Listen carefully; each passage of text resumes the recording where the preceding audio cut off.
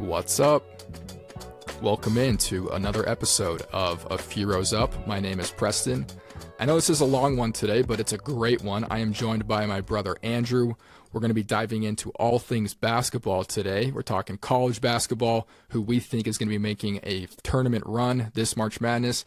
We're also going to be talking about the NBA. What do we think about tanking? What do we think about the All-Star game? Who do we think is going to be the biggest challenge in OKC defending their title?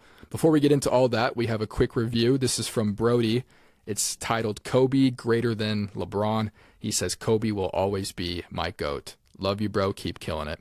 I appreciate you adding the love you, bro part because I was just now forced to say that Kobe will always be my GOAT. I enjoyed watching Kobe play, but I don't agree with that. I'm happy that you're a Kobe fan, though, and you can believe whatever you want to believe. But thank you so much for tuning in. This is A Few Rows Up.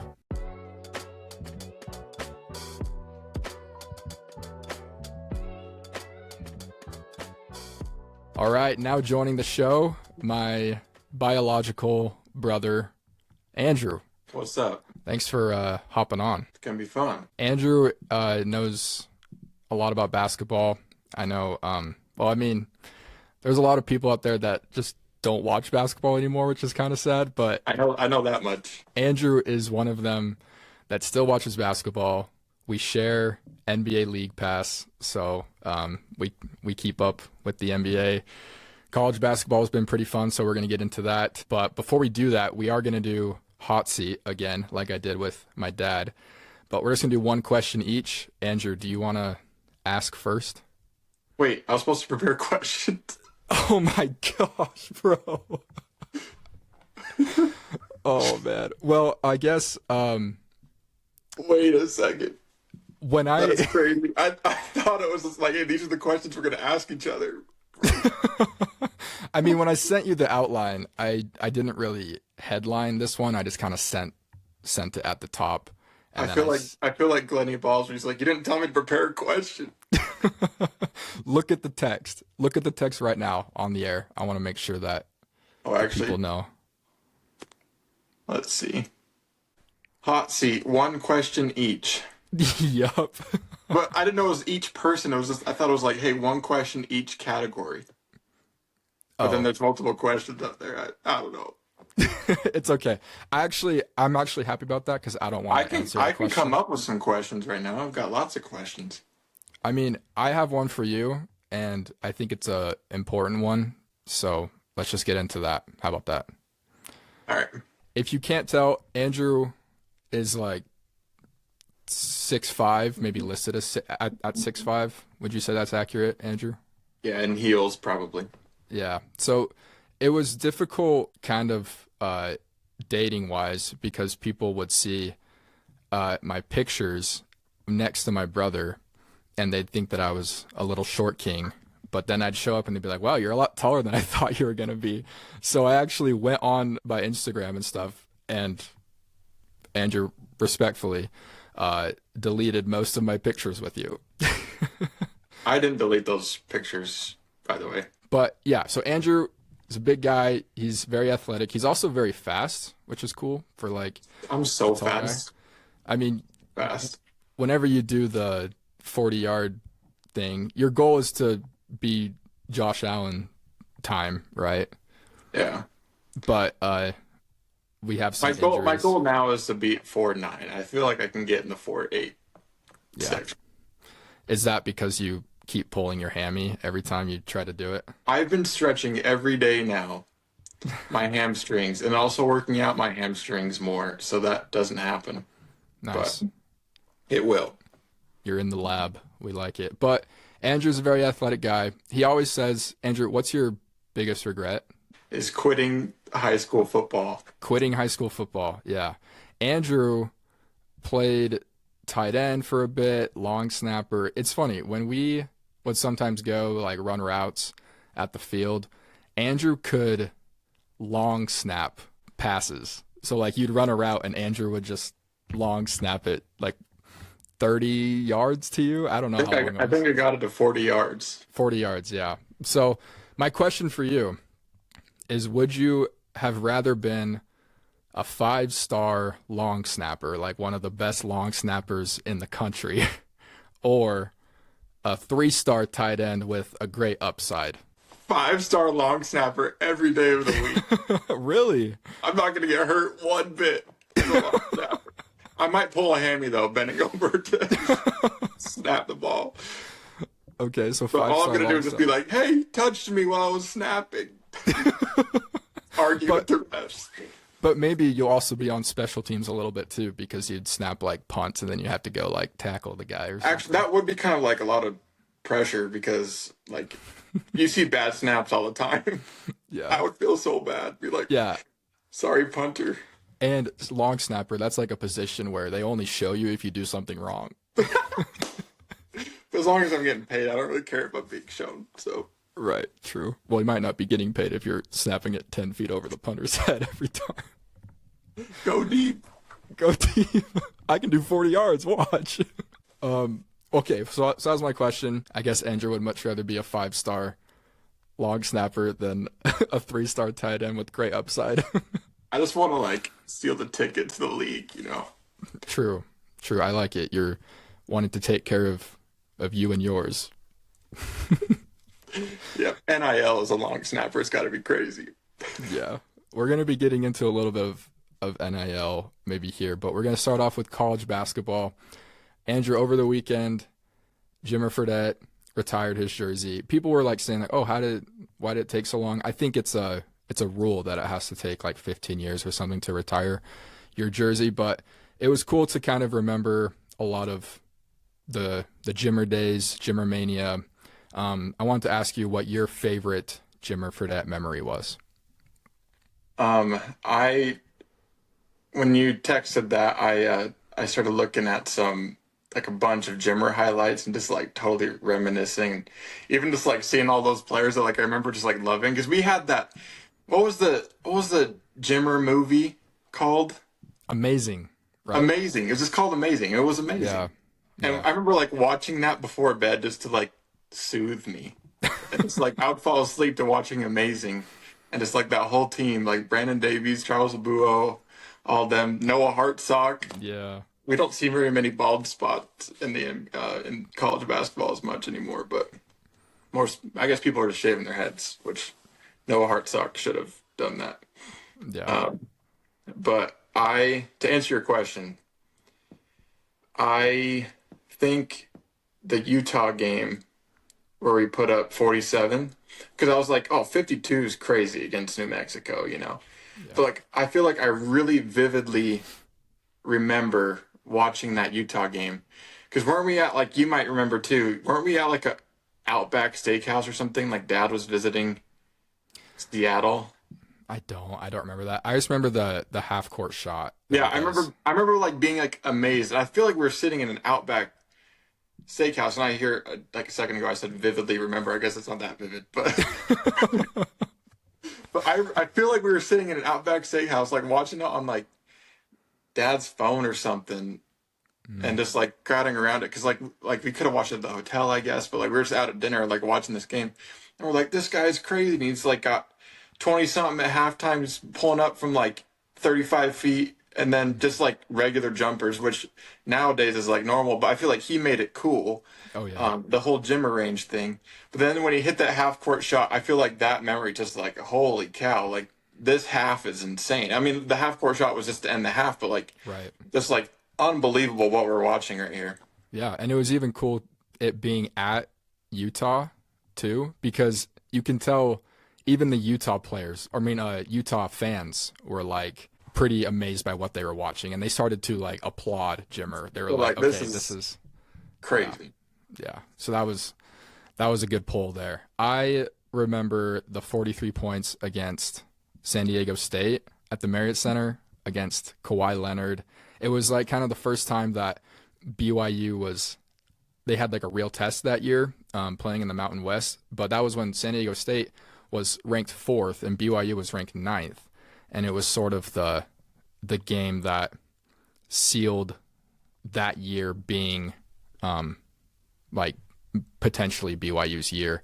And I remember later on in the year when all like the awards were coming out, we were down in California and we were just kind of walking around Hollywood on that Walk of Fame, and we see Jimmer Fredette and Dave Rose, the head coach, just like standing around On the sidewalk. We're just like, what's up? Yeah, and I think they were pretty happy to see us too, because I mean, They were pumped to see us. they were super excited to see us because I mean, BYU fans are everywhere, but especially along the West Coast. I think they were kind of maybe surprised that they weren't like having people come up to them, because they were kind of just like standing out in the open, and we're like, oh, it's Jimmer and Dave Rose, and we went and took pictures with them, and that was the same night that he won the Wooden Award, Yeah, which is cool. So we saw Kemba over there too, and Jimmer and Dave Rose were like, hey, I guess we'll take pictures with these greasy little deacons. Had to move my bangs over to the side for the picture. Greasy Little Deacons was our band name. That was so fun growing up with Jimmer, and like on SportsCenter, when an NBA player would pull from far away, they'd say like Jimmer alert or something. Like it was just all over the Jimmer mania, all that stuff, and Kevin Durant tweeting like Jimmer's the best scorer in the world. Also, the "Teach Me How to Jimmer" song. Yeah, I had every word of that memorized.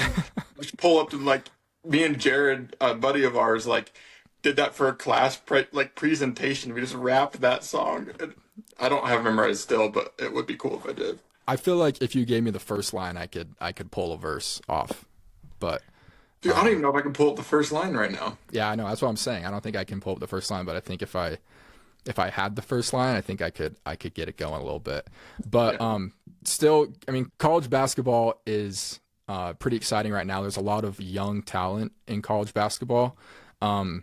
I wanted to talk to you because we're getting kind of into the home stretch of college basketball before the tournament starts. I know a lot of people have been focusing on the NFL, and so if you're kind of just getting into the college basketball season right now, then this is the conversation for you.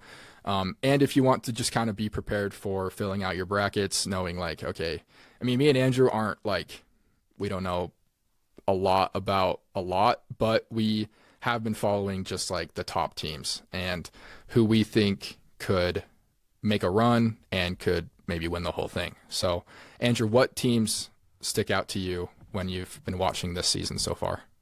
Holy cow. Did you see the Iowa State-Houston game last night? Yeah. Like, that seemed like a Final Four matchup to me.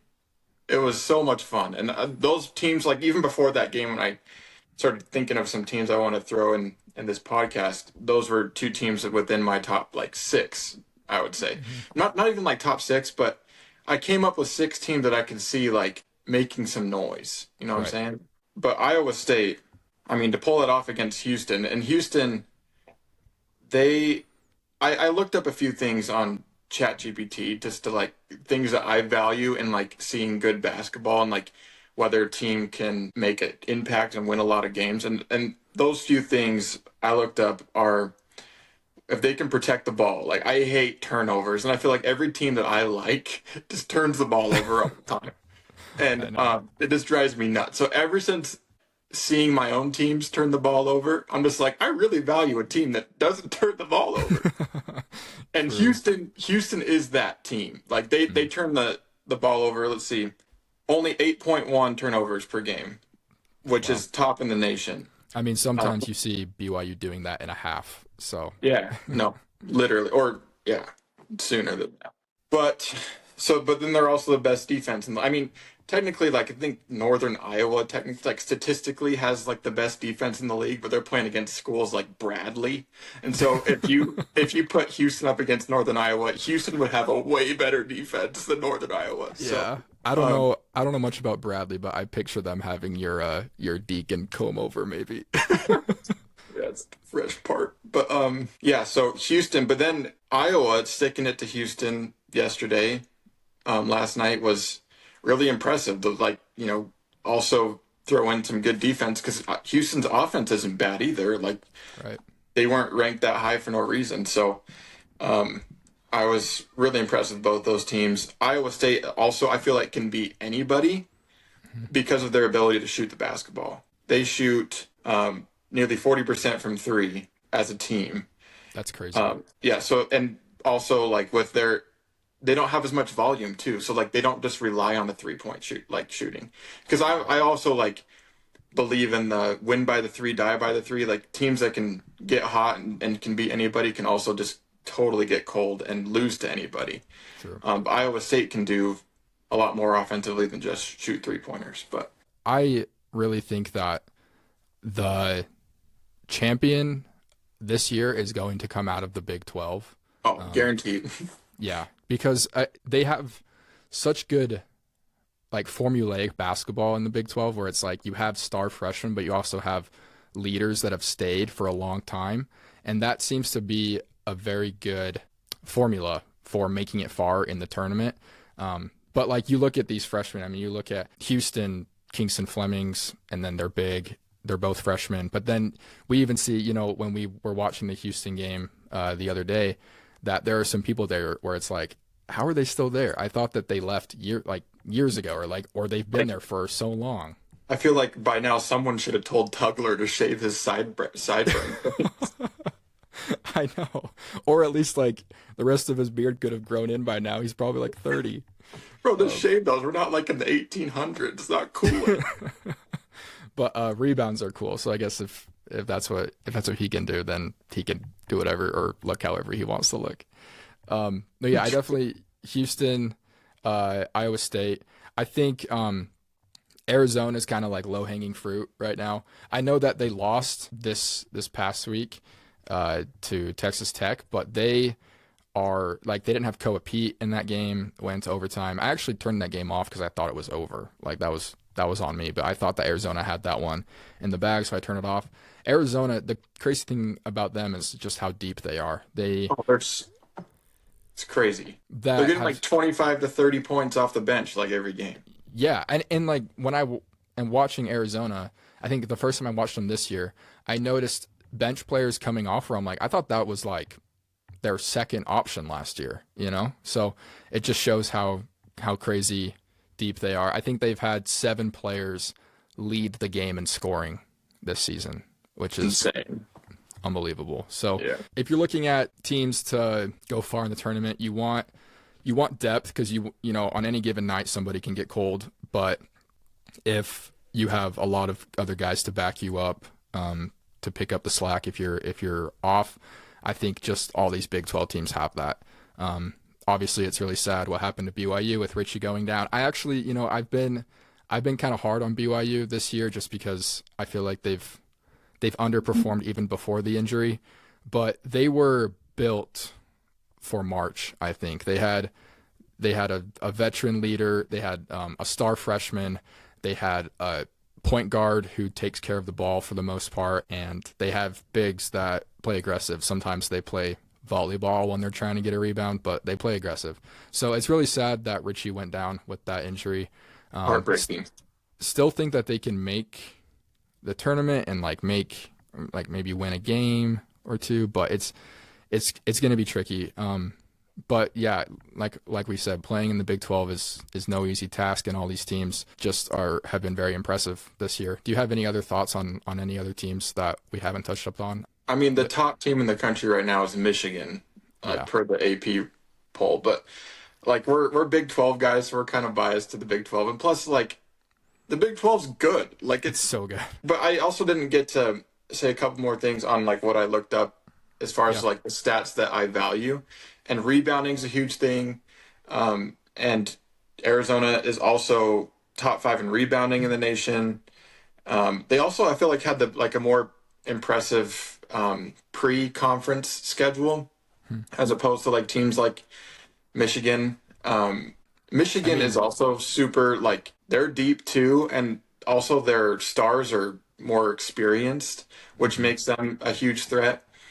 But the Big Ten is also making some noise in college basketball, like more than I thought. I always thought like Big Ten, I feel like in every sport is pretty top heavy, but they have 6 ranked teams right now, which is impressive. So I got to give them some credit. Yeah, I mean, like Nebraska coming out of nowhere. I remember when BYU lost like in the preseason to Nebraska, everyone was like, "This is horrible, all this stuff, because Nebraska is so bad, and now Nebraska's like top 10, and Illinois is top 10, I think, and it's just like the Big Ten has gotten a lot better. So yeah, Michigan definitely has that same formula of keeping their stars and then also just filling in the spots with other young stars. So definitely look for Michigan as well coming into the tournament.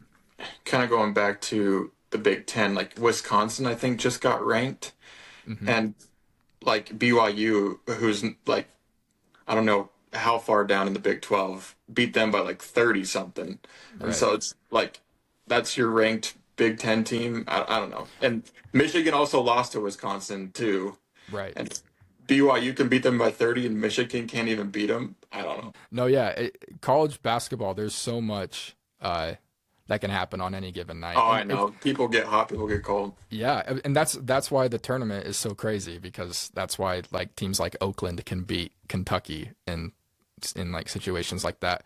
I feel like we don't see a ton of upsets anymore. I know last March we didn't see as many upsets, and I actually think that can be attributed to things like NIL and the transfer portal, because when you see Cinderella teams, you always see these seniors that have stuck together for 4 years and have played together for 4 years, and now they have unity and like make a run because they're so chemistry. they have so much chemistry.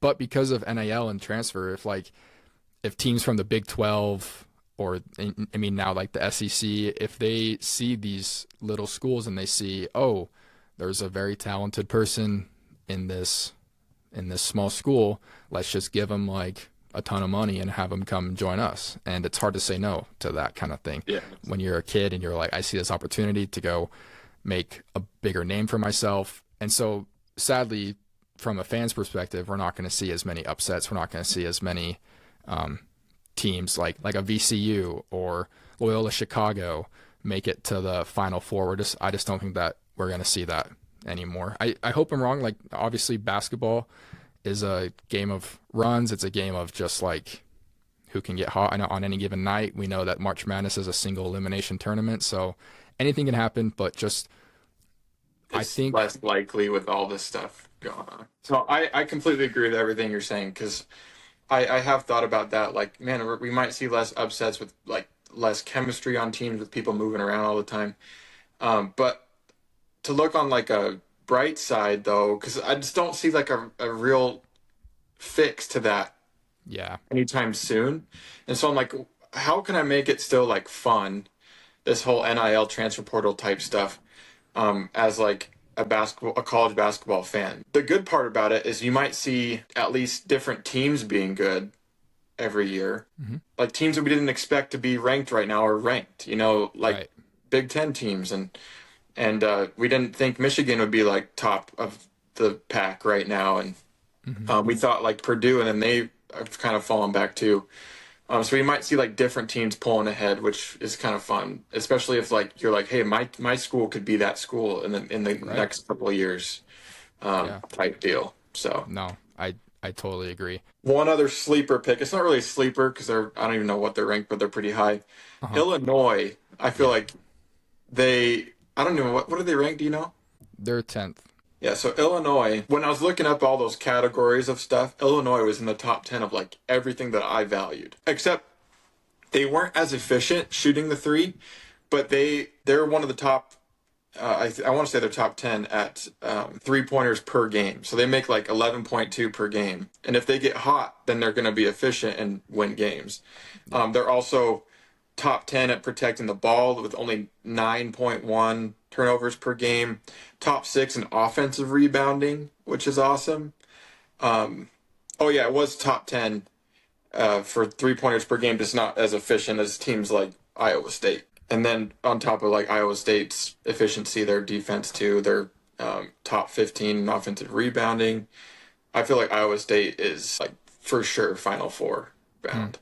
Andrew said we are Big 12 guys, but don't let that like fool you into thinking that the Big 12 is not good and we're just like two biased guys. Like if you look at the Big 12, you look at these teams, and I think you're going to see a lot of Big 12 teams go far in this tournament. So And you never can out coach Samson too. Houston's gonna go Oh, crazy. Duke will go crazy. They look amazing. Duke's interesting too because since their new coach has taken over, they've just slowly inched further and further into the tournament. Like I think they got out in round of 32. Last year they were in the final four. So they're just kind of getting back to dominance. So keep your eye out for Duke for sure. But let's move on to the NBA. I know this past weekend was All-Star weekend. Did you get a chance to watch any of the All-Star festivities? Yes, and it was fantastic. Fantastic. First All-Star game I've watched in a couple of years. Well, I've like had it on in the background the past couple of years, but I'm like, this is actually fun basketball. Like the Yeah. main event All-Star game. Yeah. I was going to say, to be clear, the All-Star game was fantastic, right? Yeah. Yeah. Did you watch anything else besides the All-Star game?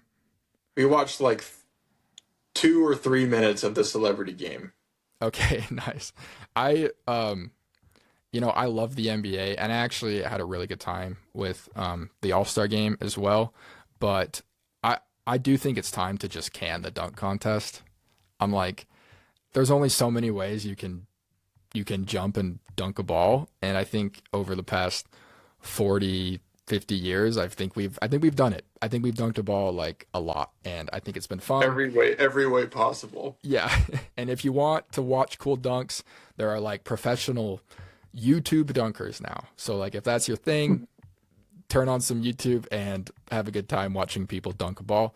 But I don't think that the NBA is the breeding ground for cool dunks in a dunk contest anymore. I think in game you see dunks that you will never see anywhere else, but just doing tricks, I don't think it's like too important anymore. And I think the only thing that would fix the dunk contest, because they're not going to get rid of it. Like it's just part of the festivities.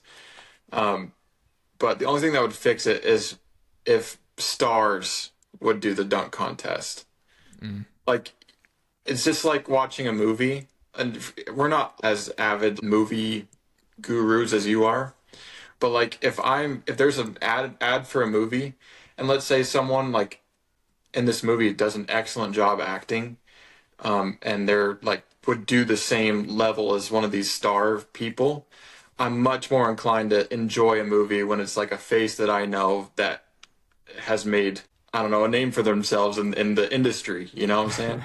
You would be more inclined to watch, I know you haven't probably heard of it, but a movie like Train Dreams if it was starring Kevin Hart, for example. Well, yeah, maybe. Or like that. I hear a lot of people talk about that TV show Young Sheldon or something.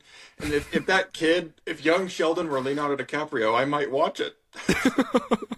But back to the NBA All-Star game, I think it's funny that every year I feel like NBA haters just kind of come out of their little hole around All-Star weekend and they're like, this game sucks. And then they like go back into their hole, you know?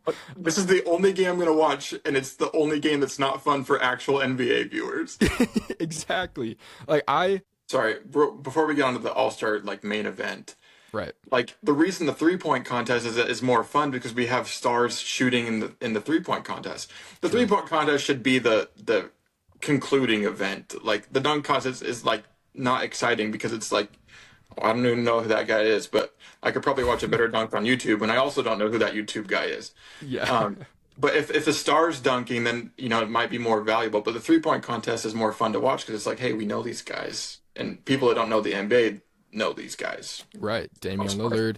And I mean, next season we've already seen, or for next year, we've already seen Steph Curry announce that he's going to be in the 3-point contest next year. So it's like you have the greatest shooters in the world doing the shooting contest. And so maybe we should have the greatest dunkers in the world doing the dunking contest. So I like that. I think that the All-Star game was pretty cool. It was also nice because, you didn't have to just kind of sit through a blowout game or anything like that. They did it by quarters. It was kind of like a round robin thing. So if you weren't liking a certain game, the next game would pop up. But I think all of these games were really good, except for the last one, where the young guys just took off. I feel like there's reason to that too, but absolutely, they figured something out with this All-Star setup, and like they can make tweaks like that, not making the old heads play 3 quarters in a row. And where they're gassed by the last game. But like I loved the whole 12-minute setup because it was like short games, like they're competitive the whole time. My wife was watching them with me, and she does not watch basketball with me. Like it Hmm. was like there was one point where De'Aaron Fox made Yeah. that game winning shot. We both stood up and gave him a round of applause you just on our you just feet. gave him a round of applause. We just like that. This is fun basketball. Esmer stood up next to me, and she's like, "That was awesome." Yeah. I mean, yeah. Game recognized game. Go Esmer. Talking about like, oh, do we need to fix the All-Star game? I truthfully like I do not really care about it. I think like it's whatever. I think Kevin Durant said in his press conference something that stood out to me where he said, "This is just like a celebration of basketball." That's literally all it is. Like all-star break type Yeah. thing. It's like a break. Like we're just having fun here. Like, Yeah. You get and a there's not chance. really any other all-star things that are fun to watch. I don't think I've watched a Pro Bowl in 15 years. Like, Exactly. and I love the NFL. Yeah, I was gonna say no one says the NFL sucks because their Pro Bowl sucks. You know what I Yeah, mean? like, oh, they put flags on and they just chase each other around. Like that's what NBA haters are saying about the All-Star game. I'm like, dude, like we're just having fun here, man. Yeah, But exactly. But do you think right now anything else in the NBA as a whole needs fixing? Like, is there something that you would change? Talking about the regular season, or in-season tournament, or the playoffs? Is there anything that comes to mind? Because a lot of people that say that the NBA needs fixing. I'd like to know your thoughts on that. um, I I do. I know a lot of people are talking about tanking right now. I would like to discuss that for a second because I'm kind of torn because I don't know if you saw, but Mark Cuban tweeted today I did see. about about tanking, and he's like explaining like, dude, just embrace tanking. It's awesome. Like we're trying to get good players for these teams that suck, and I'm like, that's great. But like, and he also explained like it's much more important as team owners and these organizations to provide experiences for families and people to enjoy their events and watch their games and stuff.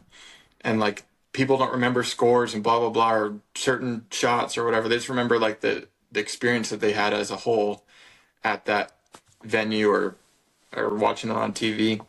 But to kind of combat that a little bit, as someone who like really likes basketball, like I don't really enjoy going to something where I'm rooting for them to lose, or if or not rooting for them to lose, but just like not caring, like it having no value. Like when I went to a Jazz game this year, I just remember being like, this would be so fun if I like maybe I should throw some bets or something to make this like exciting. But then I'm like, oh, what if the coaches bench that player for the rest of the game, and then all my bets are screwed? You know, I don't know. It's just lame. And so like I feel like if the tanking thing were to be solved, there's tons of options of like things that they might do. I don't think fines are gonna help anybody. I don't think that'll make a dent in this situation, but I think it would be really fun. I don't think this will happen, but I think it'd be really fun if there was like what we do in fantasy football, where like there's a tournament to play for those top picks, Mm, and you have to like play in the regular season to get those spots in that tournament. Like not every team that doesn't make the playoffs makes that tournament to get those lottery picks. And so like you have to be like in those top teams to get those lottery picks. But I don't know. no, And maybe there's a better way. Maybe there's a better way to play for those tournament spots. But I feel like a tournament to be like a Jazz fan, like, dude, we got to make the losers bracket this year so we can get Darren Peterson or AJ DeBosta. You know what I'm saying? yeah, Fun. yeah. Because what we don't want is for the Jazz to like do well and then give their pick back to OKC. You know, so like if fans are complaining about them tanking, like Dude, look at cheer for the Jazz tanking everybody in the world. yes, including Jazz fans. Like we need, like the Jazz need to lose, and the Jazz I think are a playoff team next year. I Dude. actually do. They made some great moves, I think. They made great moves. You can tell that they are done rebuilding. Like they just want to like go at it now, and they Yeah. think that if this draft class coming in being one of the best draft class in recent memory, if they can add one of these guys, like they can make a run. And I totally agree with that. So And kind of like Mark Cuban said, maybe he said that in his tweet, maybe I dreamt it or something. But I think he said like with a draft class like this one, you could get like 6 all-stars like right away, and then like 12 solid rotational players right away. He's like the difference between people. The reason people are freaking out about tanking right now is because the reason for like these young players being so good right out the gate is because of how the game's evolved, and like how you can watch people on YouTube and just like get like people are paying for all these trainers, and colleges have all this money now to give players so they can get like their proper training and stuff. Like the reason AJ DeBonso went to BYU so he could prepare to be in the NBA right away, and Yegor's already making an impact in the NBA, and all these other players, Cooper Flagg, you know. Yep, absolutely. The one thing that I do not want to see, and it scared me that Adam Silver sort of hinted at this, is like the possibility of punishing teams by removing their draft picks. And I'm like, that's just not that. Like we need to hold the phone on that, because we don't want bad teams to stay bad. And I actually do like your idea about doing like a playoff to see who gets the best picks, because I think the NBA can be broken down into tiers. I don't think there's like a distinct like best team right now. I also think that there's not a distinct worst team. Like I think you can have like 8 teams can be considered like the worst team. Like not just looking at record, but if you like watch them, you can see like, okay, these 8 teams are pretty on par with each other. Let's just have them compete. So I never thought about that, but I do think that there's something. Or even if every team that didn't make the actual playoffs got into some sort of bracket, but they're playing for a bye in that bracket or something like that, and so that it would incentivize them to at least try to win regular season games and make that a fun experience for their fans. But yeah, I've also seen just the idea of like just deciding the draft order at All-Star break, so that teams like you can have like just the rest of the season to just do whatever they want. They don't have to tank for like 2/3 of a season, but they can that's not a bad idea at for all. like a few weeks, and then at All-Star break they're like, okay, we can tell that these are like the worst teams and these are the best teams.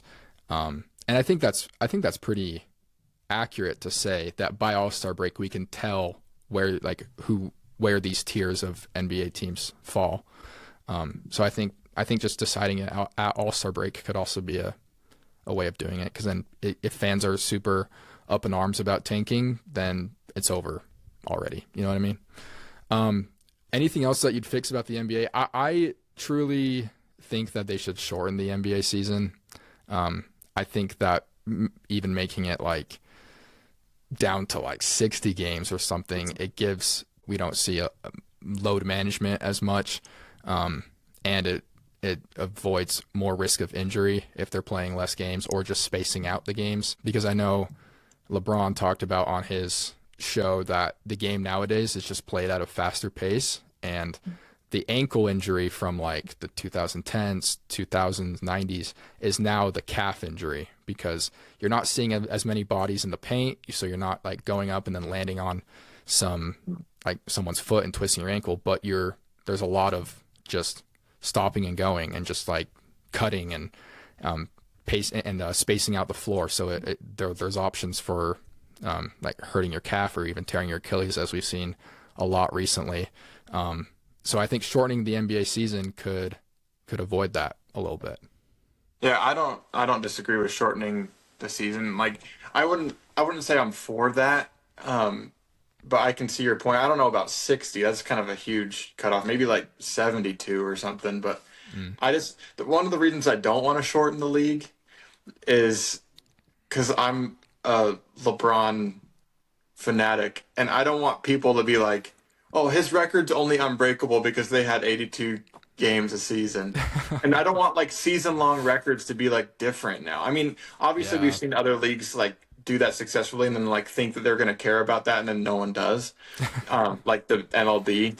But I just like to see like, dude, this guy had X amount of points in a season. That's crazy. But it's going to be like, oh, well, now there's 60 games in a season. There's no way he's going to beat that record. So it's just like a new record starting for the next 100 years or whatever. But that's true. It does separate, because I mean, always right now we have a lot of separation with with eras and arguments about that, but I think That's true. it would do that even more. I think is being like, well, my era had 82 games and all this stuff. So, Yeah, but maybe it's just for the best, just to like completely cut ties rather than being like, hey, yeah, it's kind of the same game, but it's like, you know, no, yeah, that's true. Like maybe the NBA just needs like a reset, so we stop comparing and doing all that, and just okay, like this is the new NBA. another thing I love about the amount of games right now is like I love, as a fan at least, this is the inconsiderate fan in me of like the players, which honestly they're making millions of dollars. I don't need to be that considerate of them. True. But the considerate part, or the inconsiderate part of me is just like, well, if I'm busy one night, I want to be able to watch another game in 2 days, you know? Mm, And like, because there's times where I'm like, dang, I can't watch the Lakers game tonight, or I can't watch the Clippers, or Sam play for the Cavs. But I'm like, oh, at least I can watch them tomorrow or a couple days from now. true. And that's what I love about baseball is like, oh, I can't watch the game tonight, but I'll watch the next game in 3 or 4 hours. Like, True. Yeah, sometimes they play two baseball games in the same day, so it's crazy, and I love it. yeah, no, it's great. And obviously a lot of talk right now about expanding the league. I think that would be a major win for the NBA. We got to bring the Sonics back. Yes, we do. We got to. I mean, the they're Sonics first back. in line. It's gonna happen. It's just a matter of when. Yeah, I mean, we say that they're first in line. I know there's a lot of people like in Vegas that are pulling Adam Silver's strings, and so it's it's. Yeah, I mean, I think it's like never official. know. Like Seattle and Vegas are first in line. Really? Okay. Yeah, didn't I know think that. I saw that on NBA Today or something like that. I think Shams was talking about it. Yeah. I mean, and we know that the team that was in Seattle got moved to OKC, and it seems like they've had like two different eras of like really awesome basketball. Kevin Durant, Russell Westbrook, James Harden, and now with having probably the best team in the league, they've hit a little bit of like a slump here and there this season, but I mean, they've only lost like 14 Mostly due games. to injuries. Right. I think they were like before the All-Star break, just a little bit above 500, like 18 and 14 or something after going like however many it was and one. Right. But then there was like SGA's abs and then Jalen Williams hamstrings. Yeah. Because you know how I am about hamstrings. Like we talked Yeah. about it earlier in the show. I hamstrings freak me out, and like I actually think that's the dumbest thing OKC could have done is bring Jalen Williams back before the All-Star break, because they Yeah. brought him back after like what did he miss 10 something games, Right. and they brought him back, and then he hurts him again right away. I'm like, dude, hamstrings linger, bro. Like, And they were like kind of undefeated without him anyways. Like there was no reason to rush him back at all. So, yeah, but and bringing him back, and now, you just don't know how long he's going to be out. Obviously the NBA season's a marathon. So, and OKC is good without him, but they're really good with him. He brings Yeah. a lot to the table for OKC. yeah, OKC is maybe the most well-oiled machine that I've ever seen on a basketball court. When you think about all the players knowing their roles and knowing where to be at any given time, it's beautiful basketball. But I want to talk about who could be the biggest threat to OKC right now. Obviously, we've seen San Antonio; they're 4-1 against OKC, so that's an obvious threat within their conference. Outside of their conference, I look at teams like Detroit or Boston, because these teams have top defenses and they can shoot, really well. And I also think, people will say you can't beat them at their own game. I think with OKC, you have to take their game at them. Like you have to play aggressive defense like how they play. You have to space the floor. You have to not be afraid of ISO ball, and then you have to shoot the three. So, but what about you, Andrew? Who do you think could be like the biggest threat to OKC? I've thought a lot about this because I'm actually not as intimidated by OKC as I was, and I don't think the rest of the league is either. I think they're figuring stuff out with OKC and making it like they're finding some vulnerable pieces to them. But this whole conversation has to be like as if everyone's healthy, right? Right. Because that obviously things could take a huge turn in moments. But obviously the Spurs, with their record against them, they're people have called them the Thunder's kryptonite, blah, blah, blah. Right. But as far as like major threats, I like that you brought up the Pistons and the Celtics, but I actually think one of, if not the most complete roster in the NBA right now is the New York Knicks. That's my team to beat right now, especially in the East, because the moves that they made at the deadline were awesome. Getting Alvarado, they just signed that Jeremy Sohan or whatever. Is that how you say his name? Yeah. From the Spurs. And obviously, he kind of had his little downfall with San Antonio, but like that guy's a 9th overall pick and excellent on defense too. And so like they're getting some of these things like to do, like you said, to beat the Thunder at their own game, getting these scrappy defensive dudes. They're already pretty good defensively, but they also got dogs like Brunson and Anthony Towns to score like crazy. And I don't know, they've got a really complete roster. Bridges is great on defense. Yeah. Josh Hart. I think just all around roster, I even think they have a better roster overall than the Thunder. I mean, I know the Thunder are incredible and they execute phenomenally, however you say that word. But I'm really watching the Knicks the second half of the season after the trade deadline. It's gonna be fun. Yeah. The Knicks are definitely a team to watch. They're super fun to watch, and I think you're right. I think that they are as complete of a team as you can get when you're looking at a contender. And that team, like all of their best guys, have stuck together for a couple of years now. So putting it together at the right time for sure. I mean, you can't talk about threats without talking about the best player in the world, Nikola Jokic. The thing is with the Nuggets, you know, obviously they have the best player, but like you said, is he healthy? Is the rest of the team going to be healthy? If they're healthy, though, they can definitely give OKC a run for their money just because they have excellent communication on the floor.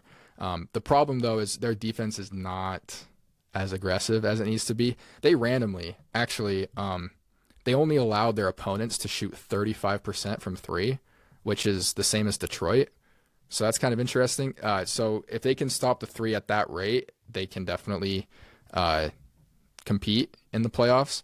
But I just think OKC's faster than them, so you have to be able to keep up. There was I can't remember what year, it was like 20-something years ago, the Phoenix Suns team that went to the conference finals. They were statistically the worst defensive team in the NBA. Wow. But they were also the best offensive team in the NBA. And so like defensive teams, like you can shoot your way out of tough matchups, and it kind of forces those defensive teams to switch up their game a little bit and try to play offense too, to keep up with these hot scoring teams. You know what I'm saying? Yeah, absolutely. So you can shooters shoot. Shooters shoot, and there's a lot of shooters in the NBA, a lot of shooters in college basketball.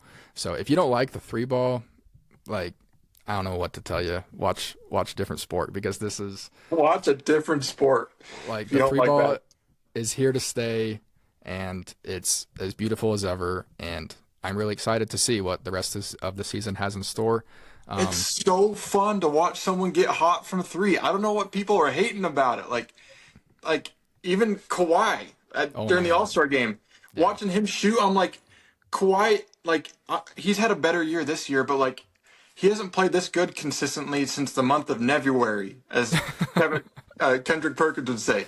But it's just so fun to be like, holy cow, that one goes into, and Sam the other night going 9 for 9, and it's just so fun to, and then even Sam, I texted Sam because we're super tight, and I texted Sam like, hey, that was crazy. I sent him a little gif of Snoop Dogg bowing to him, and Sam said that was fun.